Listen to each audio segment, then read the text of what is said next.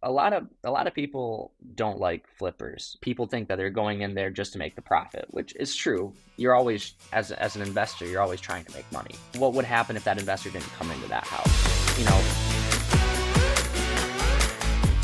Today, I am with Skyler Sebring with eXp Realty and the Modern Living Collective. Skyler is a licensed realtor in the Southeast Michigan area. Skyler, how you doing this morning? Good, good. How are you? Good. Thank you. Thank you for taking the time to speak with us today. We spoke recently, and you said that you've recently gotten into house flipping. Can you tell us how you got started with that? Yeah, so I am newer in the business, only about 3.5 years, and I had an interesting opportunity last August with a previous client of mine. His brother was in a little bit of a tricky situation with his house. He was about to lose its taxes, unfortunately, and Mm. super last minute, he called me up literally week and a half before he was about to lose it, saying, "Hey, how can you help me out? I've been trying to sell it on my own." And I'm like, it'd be difficult to try to, list it, close it within a week and a half, even, under the, off market to another investor. So I said, "Hey, what do you want for it?" And, he gave me a number. I walked through it with a couple contractors and an inspector and decided just to go for it. It was a good price. And, he needed it gone too. And it worked out that way, just, you know, and just wanted to hop in and get going because being younger, I didn't want to go to college. Mm. So when an opportunity presented itself, I just wanted to jump on it and try it because it house was only 10 grand. So it not much could go wrong. At least I thought. A lot of work needed to get done, so I just wanted to go for it. Okay, so you mentioned not going to college. I did see you started in realty right out of high school. Yeah. What brought you to that decision? Yeah, so I graduated high school in 2020, so the nice COVID year. Um, and we didn't have a graduation, nothing like that. And I had a few colleges lined up, a couple offers to play soccer somewhere, nothing major, just a couple smaller schools. But, you know, I there was no guarantee of a season. So I didn't want to go to school. And the smaller schools were private schools. And I got a little bit of scholarship money, but nothing to make it worth going. They're so expensive, like 40, 50,000 dollars a year. And even though I had a $20,000 scholarship, that still left 30, 40 grand. And without a guarantee of a season, it just didn't make sense. And I didn't really know what I wanted to go for either. But so Right, right. So if you can't even, use the sport as your driving force and you don't know what you're going for, like what's the point? exactly. I get that. I totally respect someone taking a more like non-traditional route. So why realty then? I don't know. Like I genuinely don't know the point of where it crossed my mind of to do it. I One of the guys I played soccer with, 4 years older than me, his brother was on my team too. So almost a family friend, but I wouldn't even call him a family friend, just a good friend. And he did it, and I knew a couple other people that do it. Nothing, super close, but just reached out to him one day, said, "Hey, let's meet," and we talked about it. And the reality was, it was super low risk. It all things considered, getting into the business costs what, $500, maybe $400. Yeah, if that, and a couple weeks of studying. So worst case scenario, I spend $1,000, $2,000, and try it out for a couple months and see where it goes. And yeah, didn't have any issues going with it, and just hit the ground running, and it's been good ever since. That's awesome. Congratulations. So did that family friend continue to mentor you as you were getting started, putting you in touch with people, or have you had other mentors along the way? Yeah, so him and our team lead back in Battle Creek, they helped me out a bunch, and they were always there. I want to say probably within the first month or two, I want to say I called them like 5 to 7 times each day outside of our normal meetings, and always answered the phone, very helpful, and still are to this day. So much I'll have a random question that, you know, I need answered, and I'd say they probably answer around 80% of the time. So very, very thankful for them. That's awesome. So, kind of staying on the topic of mentors, but circling to house flipping, when you kind of took this on a wish and a prayer, did you seek out anybody in your life that like knew anything about construction? Like who helped you along in that process? No one really. I'd Oh say wow. very, very limited. Um, I guess there was one person. So I am an Eagle Scout, right? And my Mm. Eagle project was building a pavilion for the local sheriff's department. And to do that, we needed to work with a construction company. So I basically just used that contact for a couple questions, but he works for a super nice company, and you can't use super nice companies when it comes to flipping, especially Mm. in the area that the house is at, just because the money wasn't there. But he was a good first contact, just to, who to meet, some contacts, and things like that. But outside of that, it really wasn't. I lost probably I didn't lose money, but I missed out on probably 5 to 10 grand because I didn't know what I was doing in the beginning. From little things like getting a dumpster there, because Mm. the local companies are super expensive, and then there's people who have rollaways, stuff like that. So So what are those lessons you learned? Like other than the dumpster, what are some other things? yeah, the biggest thing are definitely getting your contractors in order. I had 3 contractors walk out on me, and probably lost 3 to 5K on different payments, people not finishing their job, not doing it right.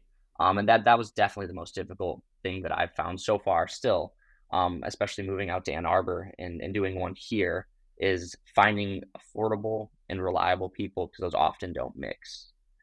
So it's all Uh, about, the relationships to get there. well, I'm sorry, that that happened. That has to be incredibly It's frustrating. part of the process. Yeah, totally. Sorry, remind me how long you've been flipping. So I closed on my first one, I think August or November of last year. So just about a year and 3 or 4 months, maybe a year and 6 months. That's awesome. Yeah, So so yeah. you've kind of along the way now you've kind of compiled some reliable vendors and things like that. Do you do any of the maybe like demo or anything yourself or do you outsource all of it? So with my first one, me and a bunch of friends, during winter break, of their college, we did the demo. So we got it. I made the arrangements for a dumpster, and we had like 6 of us there, all with sledgehammers, going to town, getting the kitchen, the bathroom, and it was fun. And that's about the extent of everything I did with that house. I painted too, but outside of that and paint, I tried a couple things. I went into it. Hey, let's attack everything that I can. But I can't do much. I'm not good.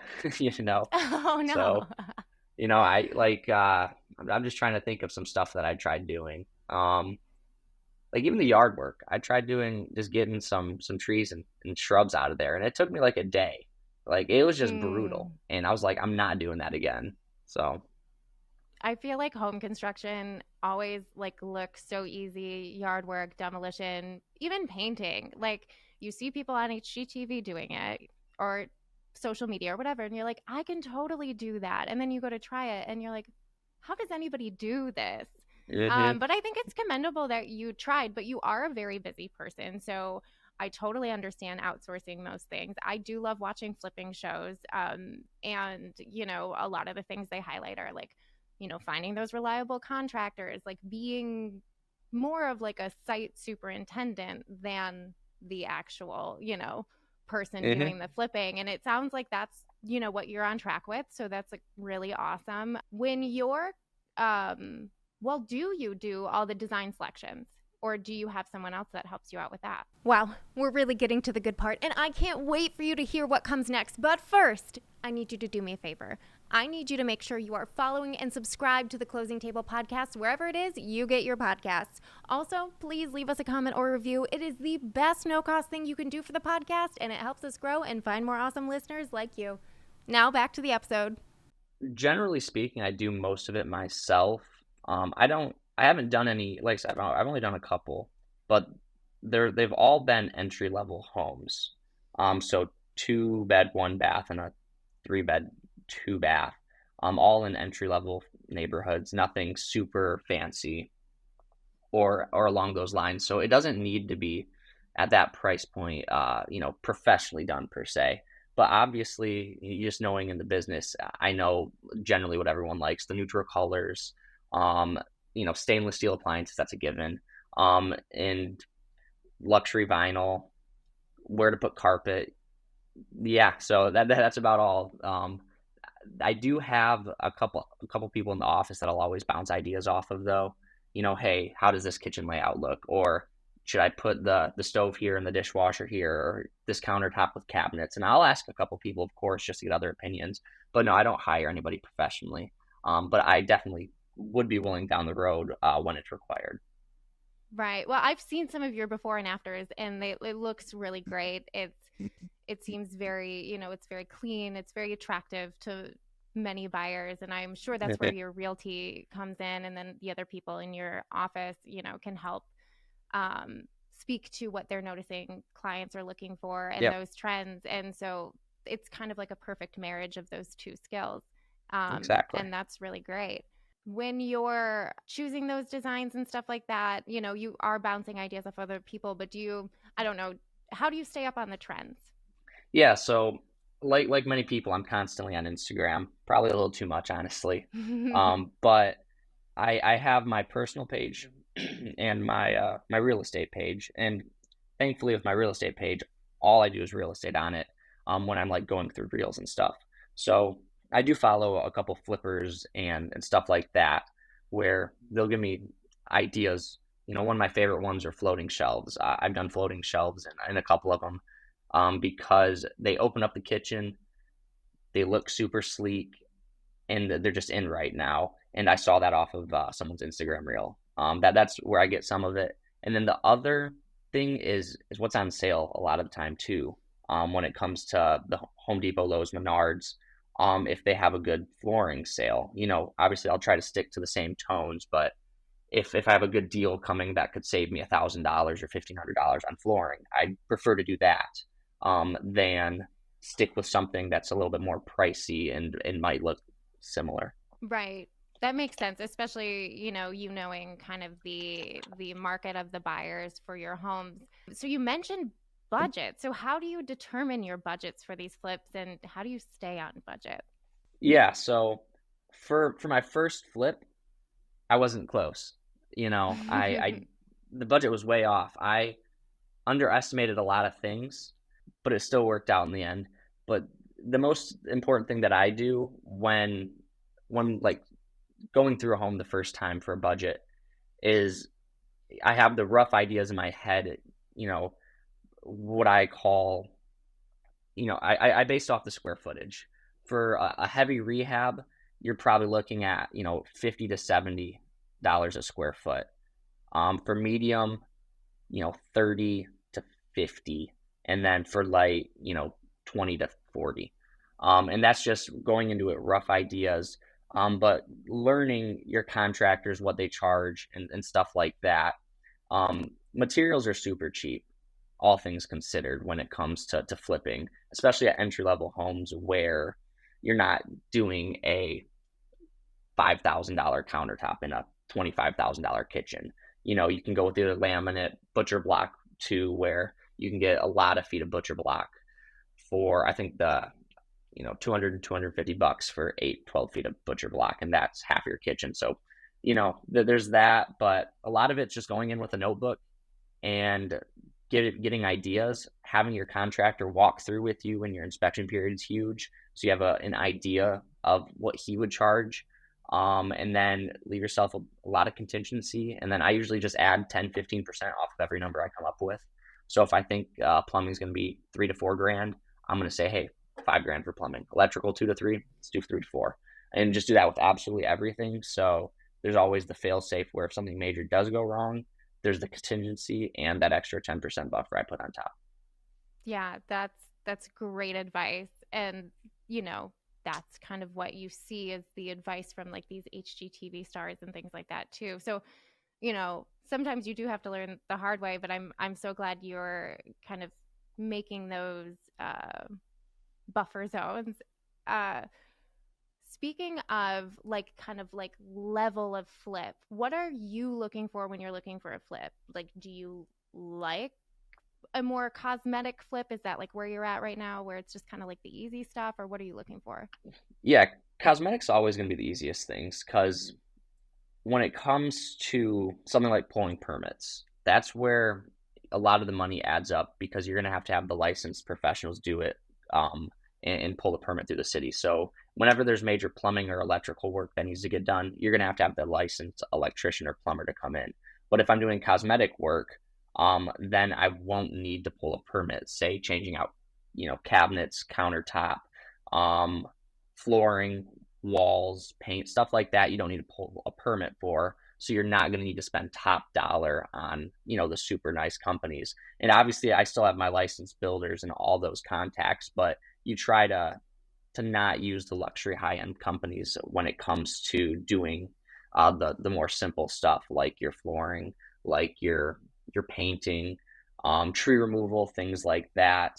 Um, I just on my most recent flip, I had a sewer line come up in the inspection, so that was something I had to budget in, knowing that Mm, it's going to cost a lot of money. I had three quotes, and the lowest quote was $16,000, so almost wow. 17, and something like that, obviously you can't just search on Facebook, hey, you need a plumber to come do a sewer line. No, it needs to be a reputable company who can pull the permit, knows what they're doing, warranty it, because that's something that's big that on the sell side, the new buyer will want to see and stuff like that. So there's that aspect of it. So I try to stick to the less the better. But if you get a good deal and say there's structural or foundation concerns, as long as you wrap it into the price and into the budget, it's not too big of an issue.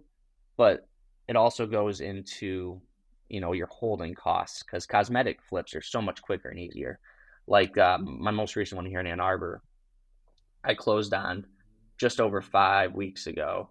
Um, and we should be ready almost next week.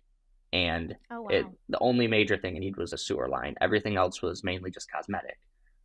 Where my first and second flip needed a little bit more work, and yeah, I was newer, but they took almost 8 months plus to sell and get done. While this one's a 5 to 6 week turnaround time because it's mainly just easy, quick cosmetic things. Right, because dealing with the permits, you're dealing with your localities, your cities, your townships, and I'm sure that eats up a lot of that time sitting. Yeah, yeah, a good local municipality and that can hopefully get out there within 3 to 5 days a week to do the inspection. But say, um, we'll just say with plumbing, say you call someone up to get a new water heater. You know, a lot of companies can do same next day, but say they're 3 to 5 days out. And then say the inspector's another 3 to 5 days out. Obviously, it doesn't always work out like that, but there's that. A water heater could take a week to get approved, and then say something fails on it. So then you need to get the Mhm. company back out there, another 3 to 5 days to get the inspector back out there, and all of a sudden, one simple task turned into 2 weeks. And hopefully, you can wrap all that 2 weeks in while doing all the other stuff. But say you're doing the final inspect for occupancy, and a couple things come up at the end, and then all of a sudden, you need to get your contractor back out there to fix it. That could take a couple days, and then you need to get the inspector back out there. Yeah, most recent with the sewer line. We had it scheduled, and when the day we were going to do it, the city said we couldn't do it because it was so close to a school. They wanted us to get what's called, I think, a right of way permit to stop traffic because it was so close Mm. to the school. So that delayed it. Luckily, it was wrapped right into winter break, so we waited 2 weeks to um, have to do the sewer line. Luckily, I scheduled it right after I closed on the house to be proactive. But say if I waited until the end to do the sewer line and then this came up, then I'd be looking at a however long delay to try to get that done. Right. Oh my gosh, that's incredibly lucky that that lined up with that I school know break. when they first said that we're gonna either have to figure out and pay more money to get like a traffic control out there on a residential road, I was like, you gotta be kidding me. But then the next day they gave me a call. They said, hey, we have winter break coming up. Let's just wait 2.5, 3 weeks, and luckily it worked out perfect, and it was pretty smooth and easy. That's really cool that they were proactive about that for you. They're like, "Oh, we see he has this problem. We can actually do a solution that only costs you time, but not more money in that expense because I imagine paying you would be paying for the officer, maybe multiple officers, and that Hmm. would, I mean, come right out of that budget." So that is a lot to keep track of, though, the constant inspections and approval and dealing with a municipality and your construction crew. How do you manage it all? Yeah, that's the most stressful thing about it. Is managing, because when you're not doing stuff hands on, the only thing you're doing is managing people. So for me, I have my spreadsheets, my email chains, and my calendar, which I try to, I time block 30 minutes every morning and 30 minutes every evening for my flips. So I think it's like 8:30 or 9:30 every morning. I will spend no more than 30 minutes doing whatever it needs to get done, just so it doesn't drag on throughout the day. And this will be, emailing people, um, ordering things, paying invoices if needed, or trying to meet people at the property. I always try to do at the morning or end of the day, just so it doesn't interrupt with my normal flow. Because I'm still trying to, be a realtor and sell things. And one thing I've learned is the time can really eat up everything. With my first flip, I was delivering materials. It wasn't too big of a deal then, but to go load up 52 by fours or whatever onto the back of a truck, drive to Menards, drive to the house and deliver it. Took an hour. Oh, no big deal. It's an hour. But you do that 5, 7, 10 times throughout the week with a bunch of miscellaneous things. It takes up so much time. And that's one thing that I learned with my first one to now is even if I pay my contractor, not much more, just a little bit more to go pick up everything, or pay a little bit more to have everything delivered, it's well worth it, because then I can spend the time doing other things that will end up making me money as well, instead of just putting everything all in that one. But other than that, yeah, it's just my calendar, really trying to stay on that with timelines and deadlines, and just being communicative, and communicating well, because no matter what is going on, as long as you communicate with the contractor, with the city, with the company, with whoever, um, there's really no major issues that can come up, as long as everyone's on the same page. That's awesome. Yeah, because when you're doing that, you're essentially buying your time back, and Hmm. time is the only super limited resource, right? Um, so do your real estate clients, do you find that they're interested in your whole flipping business? Like, do people come to you knowing your expertise in flipping and are like, I maybe want to buy this home to flip? Like, what do you think? Is that Yeah, something? so I think not yet. I don't think that flipping has taken up a majority of my business where I'd say my clients necessarily know. But on the opposite end, I think it's very helpful to them. The best example was I sat in open house with Nicole, our team lead, and their kitchen was a little outdated. And we had multiple groups come in and ask. And, one of the things I said is, hey, to all of them, I flip houses. I just did a kitchen. I know that this appliance package of what you're wanting is going to cost this much. I know, hey, this is how much your countertop is going to be. This is how much approximate labor could be. So it's not necessarily that clients are seeking me out yet, but it's one thing that I do often say to my clients that I think helps them out a lot, because I do know how much this would cost. I do know how much it'll cost to replace this. And it definitely will help, especially when, say an inspection report comes up. And obviously I'll never say I know anything, because it's not my job to do that, but I can advise them a lot better on, hey, this receptacle needs to get replaced, or this bathtub is looking old, or whatever the case may be, whatever pops up in the inspection report. I've done a couple flips to where I know the approximate cost and have the contacts to do it. So I can, say, hey, my guy can come out and do it for this much in a week, instead of relying on, them trying to figure out their own contractors or stuff like that.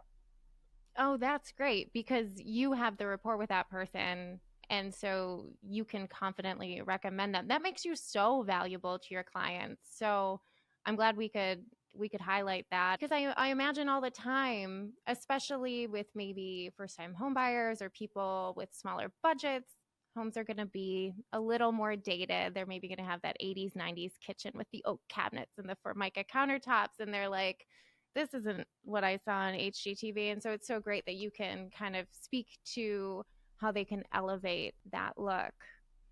Yeah, and a lot of agents have a lot of contractors, which is great, but not a lot of them work with them on a consistent basis.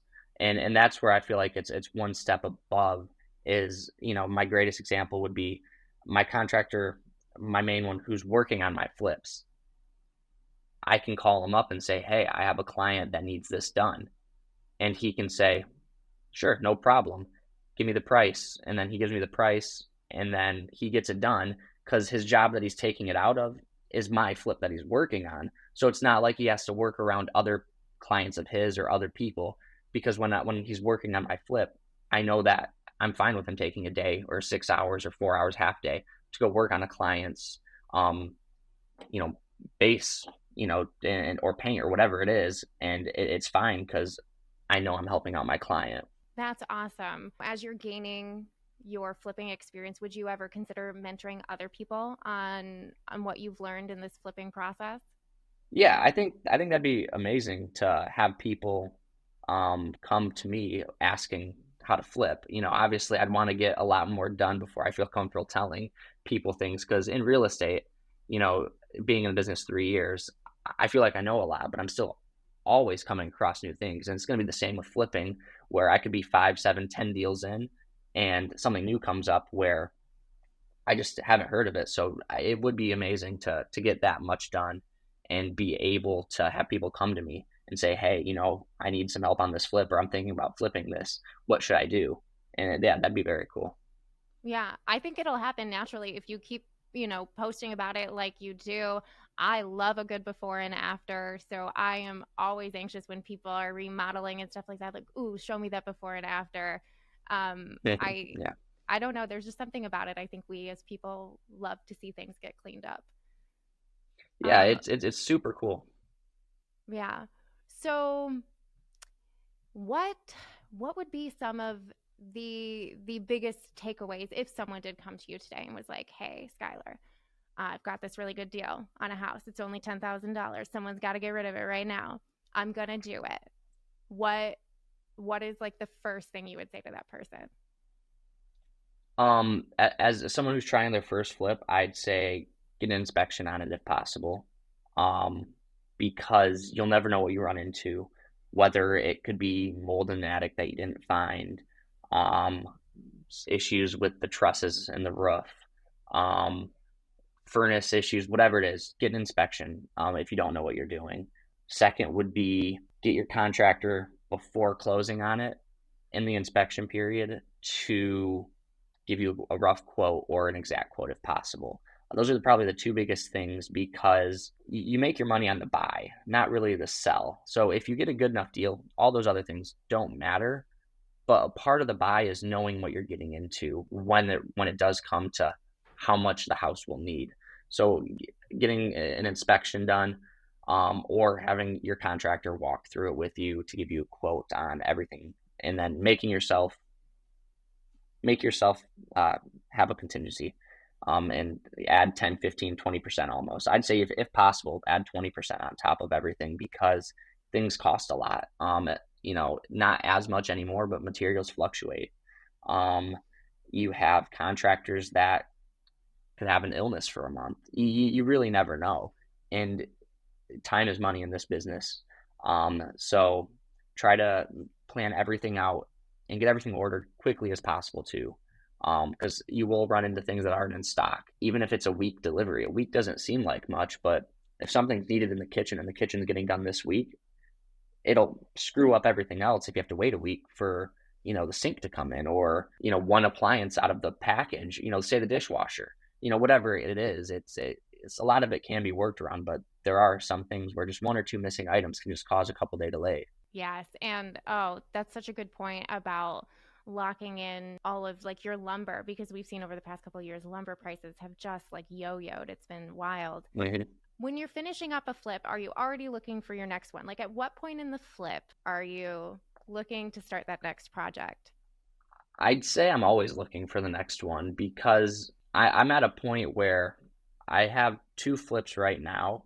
I don't want to get a third purely just because I don't want to be stretched too thin, and I could do it, but it's not worth the stress as well for me. Obviously, if there's a great deal and the numbers make sense, I would 100% try to take it on. But there's other opportunities that you could do, whether I find someone else to JV the deal with, joint venture and split with them, or whether I find it myself and either potentially list it for someone too, because there's been times where I put an offer on a home and it's not good enough for them, so then we make plans to list it, and that's what the good part is about having my license as well, is I can go up to people as an investor, and if my numbers don't make sense, or because there's been cases where homes don't need to be flipped, it's just old, dated, and it just needs a little bit of flooring, paint, and whatnot. I'll be honest and say, hey, you'll just get more money listing this on the market. I'll list it for you, and then I got a listing that way too. So, that's the good things about it. But if there's a good enough deal, I'll always try to take it if possible. But I I also don't want to get stretched too thin, because then something major could come up, and then it could be a $20,000 repair, and then all of a sudden another house isn't selling, and then I have a mortgage payment, and then property taxes, insurance, all the utilities, everything can add up. Where once I'd like to get to a point where I can just keep buying and buying, but I'm just not there yet. I'd like to take just a moment and tell you about our sponsor. Windowstill provides premium real estate media for agents, builders, and property management companies nationwide. To learn more, visit windowstill.com. Windowstill, helping America find their next chapter. Now, back to the episode. No, I think that's wise. I think it's great that you kind of know your limits, right? Yeah. Especially being kind of an entrepreneur in this way. It's easy to get excited. Um, I I know he's a construction developer, and he says he's addicted to buying land, right? But then at various times he's had a lot, and then he sells it a lot, right? And I know you want to bring your projects to completion. Um, Yeah. what I love about a flip is is that so often you're taking something that's like inherently good and you're making it so much better, and I kind of view it as almost like a service to the neighborhood too. Do you ever think of it that way? Yeah, I think a lot of people don't like flippers or bad homes per se, where you know people think that they're going in there just to make the profit, which is true. You're always, as an investor, you're always trying to make money. But there's also the side of it where what would happen if that investor didn't come into that house? All of my flips so far have been vacant houses that have sat for, I want to say, almost multiple years for all of them. I know one of them I got hasn't been occupied since like 2017, 2016, and it was sitting in the neighborhood for like 6 or 7 years. And then another one was like a year or so, where obviously there's other investors and everything, but people don't understand that houses don't look good when they're vacant. Neighbors don't like it. It's not good for the neighborhood. It's not good for the city. It's just having a vacant home does no one any good. There's so many people that need houses. There's a housing shortage. You know, People need houses. And yes, we will make money off of it, but it's also doing so much more for the area, along with bringing the values up of the neighborhood, which often helps other homeowners in the area. Yeah, certainly. It's a short-term inconvenience, right, in terms of maybe having your neighboring house under construction, some noise, Mhm. that kind of stuff, for a long-term payoff. For sure. I love that. Well, so your full-time realty, full-time flipping. Um, what's next for you? Like, where do you see all of this going? More flips, more home selling, just more? Yeah, I think long term, I'd like to be at a point where I can do enough flips where it makes sense to start holding them as rentals, just so I don't have to always be flipping to make money because, I don't, it's not like I wake up or have this goal of retiring by a certain age. Like some people say, oh, I want to retire by 40 or 50 or 30, whenever they age. I don't necessarily like care to retire at a certain age, but I obviously don't want to be like a lot of other realtors that are selling homes in their 60s. You know, nothing wrong with it.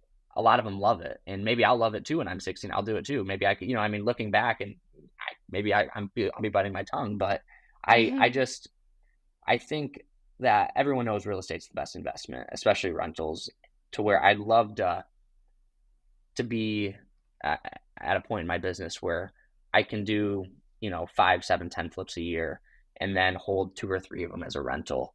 Um, and then also, be a realtor as well. And then eventually just slowly transition into more and more rentals for the long term. But obviously, it just depends on how much I like doing it and how much I keep having the passion for it. What, because I could be 60 and love finding deals still. I don't know. Or I could be 60 wanting to be sitting on a beach with 10, 20, 30, 50 rentals. Who knows? So, I love that. I love how you're so open to possibility. Um, would like when you plan on like having rentals, do you like how do you envision it? Like single family homes, like multifamily homes? What's the goal there? yeah, I think for me right now, I want to have multifamilies. Um, but there's so many factors that go into it, especially being young and inexperienced. Where if there is a good deal on a single family home and it makes sense to keep it as a rental, I shouldn't shy away from it or say no just because it's a single family home.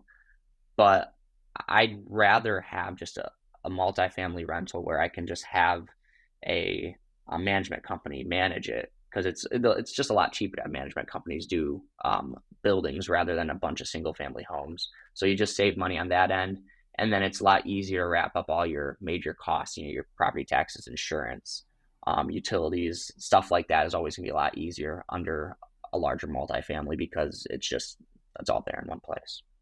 Yeah. I want to push back. I don't think you're inexperienced. I think you're very experienced. Yeah, I've never well, flipped a house. yeah, well, yeah. But there's so many people who've been doing it for so many years and have so many doors, So I'd say relative to the average person, yes, I'm experienced, but relative to the successful investor, very inexperienced. Well, but I think that's a good mindset to have because you've got that beginner's mentality. You're just like a sponge soaking up, the entire experience, learning what you can. Where do you think that where does that mindset come from? I don't know. I just, I, I really couldn't tell you. I feel like growing up with sports, maybe. I don't know. I really don't have a good answer for you on that one. No, that's okay.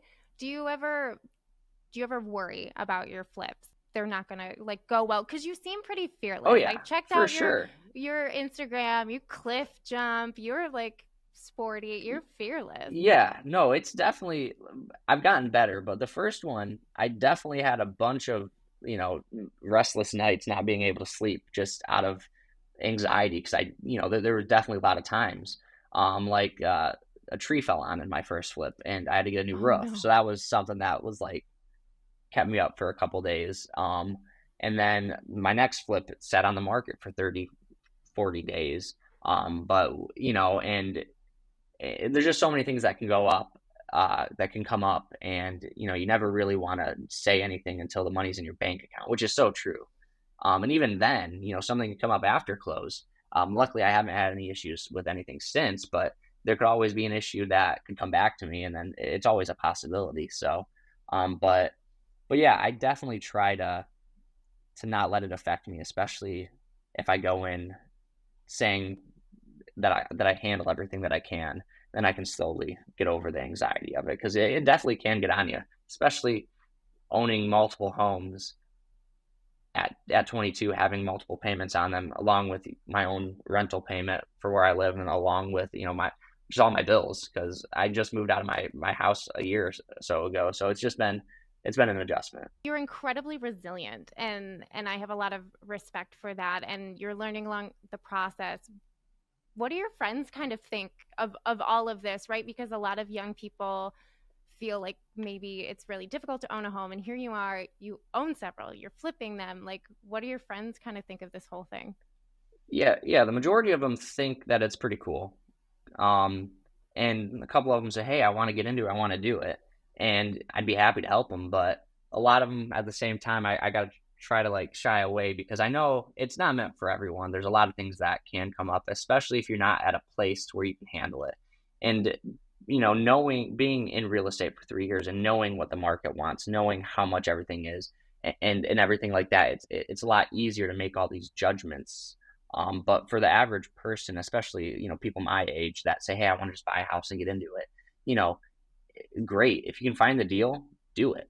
But it's very difficult to find a deal on a good house unless you know what you're looking for, unless you're getting out there making the calls, you're getting out there door knocking, whatever the case is. Very rarely will any good deal just fall into someone's lap unless it's, a family or neighbor. Those are the only real, or someone in your sphere, and that's the only way. But I generally, a lot of my friends think it's cool, and they want to eventually get into it, which is, a goal of mine is to help out my friends and then have them be in real estate too, whether it is just investing in a rental or two sometime in their life, because I think that everyone that can do it should, because it's just a great investment.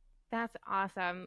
Yeah, I would love to, just from the, design aspect. Maybe I just need to design homes. I think it would be fun. But, like I probably just like your average person sit there and I saw a house in my town that was dilapidated and it was pretty affordable. And I said to my husband, I said, "Oh my gosh, here is just my estimates based off of all the HGTV I've watched." I'm like, "I think if we bought it for this much and we put this much into it, we could make this much profit." And he's like, "Uh-huh," which is the appropriate response I should get for that. I'm sure you feel the same with your friends. Like, okay, like we got to roll it back a little. Yeah, no, there's a lot of times where, like, the average person just doesn't know what goes into it. The biggest thing is like holding costs. Because unless you buy a property cash and you don't get a loan on it, because a lot of people can't buy, or they don't have, 50, $100,000 to buy the house, for an affordable lower end house, and then put in another 50 to $70,000 of cash as well. A lot of people just don't have, 50, 100, 200K cash. So they need to get a loan on it. And with these loans, every month you have your payment, you have your, your insurance, your taxes, all your utilities, and they just add up. And that's where a lot of people just don't understand the money because, oh, a new kitchen will cost me 20 grand, a bathroom cost me 10 grand, flooring five, and done. That's a $35,000 flip. I can make 20 grand. They don't take into account the closing costs too. Whenever you buy a home, you have closing costs. Whenever you sell the home, you have closing costs, especially if they're not an agent. And then there's more money that they have to give, do it that way too. So there's just a lot of extras that people don't realize that go into flipping homes. Have you come across a flip that you had to like turn down because it was just going to be too big of a project for you at this point in your career? I wouldn't say too big of a project more than they wanted too much money for the project. Mm. Maybe if because, with I don't have specific margins. It's not like I should, but I'm not doing it enough to where it matters yet. It's not like I go into a house saying, "Hey, I need X amount of margins, 20%, 30%, whatever." But there definitely have been some where I'll come up to an opportunity and I run the numbers and it's like, oh, I could probably make, 10, 15 grand, say. But if one thing goes wrong for 5 to 7 grand, then all of a sudden I've only made 5 grand. And then it's just not worth my time at that point, unless maybe down the road when I have 7 to 10 flips going or 3 to 5 flips going at once consistently, then I can pick up those little less value ones and higher risk ones, say, knowing that I'll have two or three other ones in case something happens. But yeah, there's been opportunities I've had to turn down just because the numbers don't add up. Does it bum you out? Like, oh, I wish I could, or no, you're just like, it's Yeah, not for me. well, at first it definitely bums you out, and then a couple of weeks later, sometimes it hits you saying, "Oh, I dodged a bullet," or not dodged a bullet, but or I made the right decision. But then there's also ones where it's like, man, maybe I should have done that. Maybe I should have done that consistently. And yeah, so Not yet though. I haven't had anything major where it's like, I really, really wish I did that. So, Have you ever checked one of those properties out after someone else has flipped it? Has that ever come up? um, I I I haven't run into that yet, but I have had I have seen what they've sold for and what I put in, where I've seen what someone sold it for after what I would have sold offered them, and I was like, man, maybe I should have offered them that much and tried to do it. But no, a lot of the times I haven't seen that yet. No. Do you feel like your experience as a realtor gives you more confidence to offer more in line of what you think it's worth? Like if someone, right, is selling this property that desperately needs to be flipped and they're asking maybe an astronomical price, do you feel like your background is like you can come in and say, I know what you're selling and it's not worth that? Yeah, for me, I feel like it helps out a bunch, and that's why I'm happy that I waited a couple years to start doing it because I got a lot of knowledge that can help me. But one thing I've learned is a lot of sellers just don't care.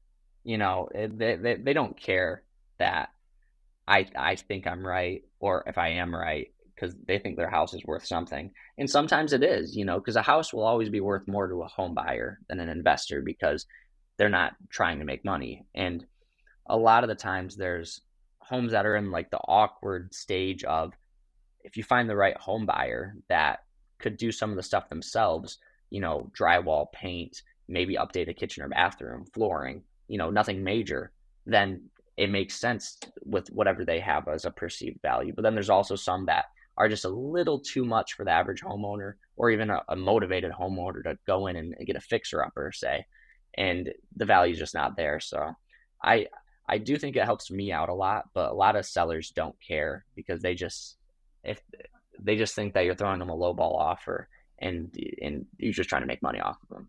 So Right. Have any of these sellers like come back to you like if their property is like not selling and been like, "Well, on second thought," or not yet? no, not really, because I I try to, and like I said, I'm not doing that many where it's happened yet, but I do have one that I've been negotiating with for about 5 or 6 months, and he's just on the edge of what he wants to do, and that's kind of what he's doing. Where he's called me a couple times, slowly adjusting and being more open to selling, but nothing crazy yet. But I hope so. I hope some of the people that I threw an offer at a month or two ago will call me back in a month and say, "Hey, yeah, let's do that price. I'm ready to get going." um, or or they say, "Hey, let's list it," whatever the case is. But that's the goal is to have enough contacts and keep getting more and more sellers in front of me to where I can say, "Hey, let's this is how much I can give you.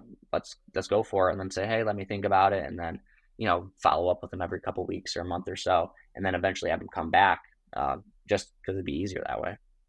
Yeah, well, I think you're well on your way, Skylar. Like, thank you so much for taking the time to speak with me today. I wish you continued success. Um, Before we wrap up, is there any final thoughts you have? Anywhere you want to direct people to find you? No, I just have in Instagram that Skyler.Sebring or SkylerSebring.re, um, my real estate, and Facebook as well. And you can follow along and look at some of the flips. Awesome. Well, thank you so much, Skylar. And thank you all for listening to the Closing Table podcast brought to you by Window Still. I am Kat Schooler, your host. Please follow our show on Apple, Spotify, and if you're part of our YouTube community, give us that like and subscribe. If you're enjoying the Closing Table, please leave a comment or a review. It helps us find more awesome listeners like you. Thank you so much, everyone. See you next time.